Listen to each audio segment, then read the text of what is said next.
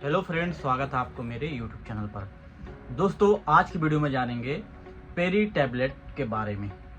दोस्तों, जो peri tablet है ये स्पेशली डिप्रेशन, एंजाइटी और भी बहुत सारी प्रॉब्लम है उसमें इसका इस्तेमाल किया जाता है।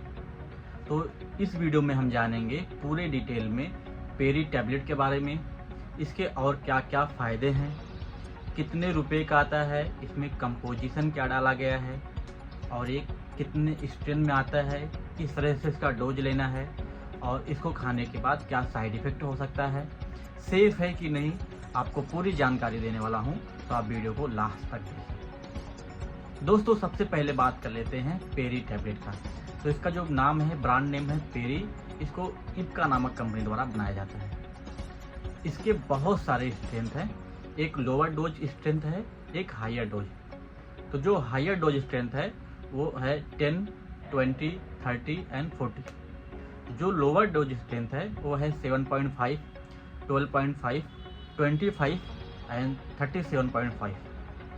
तो इस तरह से इसका लोअर डोज है। तो ये दो डोज में आता है, जो कि डॉक्टर अपने आपके कंडीशन के हिसाब से इसका डोज देते हैं। तो अब बात करें इसके कंपोजिशन के बारे में, तो इसमें सिंगल कंपोजिशन डाला गया है जो कि है पेरोक्सिन।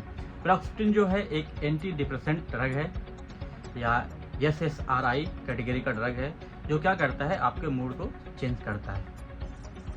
जो हमारे ब्रेन में सेरोटोनिन होता है, अगर आपके दिमाग में सेरोटोनिन की कमी हो जाएगी तो आप डिप्रेशन में जाने लगोगे। और यही कारण है कि जो सेरोटोनिन जिनमें कम होती है वो ज़्यादा सोचते बहुत ज़्यादा हैं, खुश बहुत कम रहते हैं, हमेशा गम में ही रहते हैं। तो सेरोटोनिन का काम क्या होता है, आपको खुशी देना।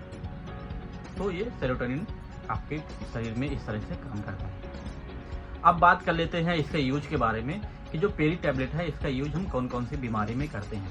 तो सबसे इम्पॉर्टेंट जो है वो है डिप्रेशन।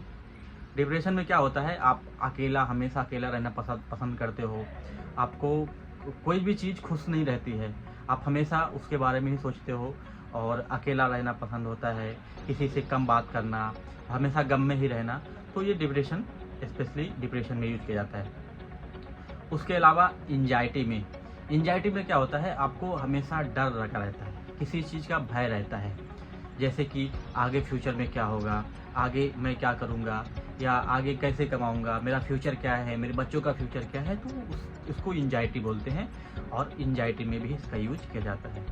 उसके अलावा OCD नामक एक बीमारी है, ऑब्सेसिव कंपल्सरी डिसऑर्डर, जिसमें क्या होता है कि आप कोई चीज़ बार बार करना चाहते हैं। जैसे मान लो आप कोई चीज़ कहीं पे रखती हो तो बार बार जाके उसको चेक करेंगे कि वहाँ पे रखा है कि नहीं रखा है। आप डोर का लॉक देखोगे, आप अपने की देखोगे, मोबाइल बार बार देखोगे, चेक करोगे कि कहीं है कि भूल गया हूँ। तो इस तरह के बीमारी में भी इसका इस्तेमाल किया जाता है। उसके अलावा पोस्ट ट्रॉमेटिक डिसऑर्डर होता है, जैसे कि आपका कहीं बड़ा एक्सीडेंट हो गया है, एक्सीडेंट होने के बाद आप ठीक हो गए हो लेकिन बार बार आपके दिमाग में वही चल रहा है, या और ऐसी कुछ घटना है, बीमारी लंबी बीमारी है जिसकी वजह से आप ठीक हो गए, उस बीमारी से आपको आराम हो गया है लेकिन वो दिमाग से जाता ही नहीं, उसके बारे में ही सोचते हो। तो वहाँ पे भी इसका इस्तेमाल किया जाता है इस टैबलेट का। पुरुषों में एक बहुत ही फेमस बीमारी है इरेक्टाइल डिसफंक्शन, जिसमें टाइमिंग की कमी हो जाती है। तो इसमें भी इसका इस्तेमाल किया जाता है टाइमिंग को बढ़ाने के लिए।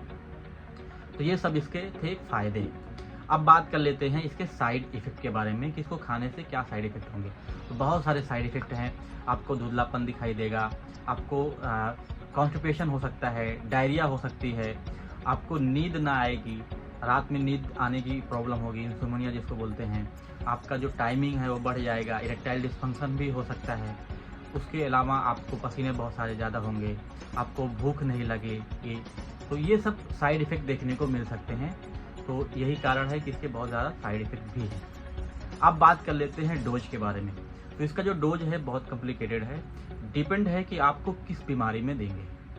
देखो, नॉर्मली अगर आपको एंजाइटी डिप्रेशन में देते हैं तो 10 mg का दिन में एक बार रात के टाइम पे दे देते हैं, लेकिन अगर और किसी में देंगे या आपकी कंडीशन ज़्यादा है तो फिर बढ़ा देते हैं। डोज डॉक्टर अपने हिसाब से देते हैं। तो यही कारण है कि ये टैबलेट आप कभी भी अपने से बिल्कुल भी ना लें। इसका जब भी लें तो डॉक्टर से डोज और उससे बात करके ही लें, अपने से बिल्कुल भी ना लें, नहीं तो इसके साइड इफ़ेक्ट बहुत ज़्यादा हैं और बहुत खतरनाक है, तो आपको प्रॉब्लम हो जाएगी।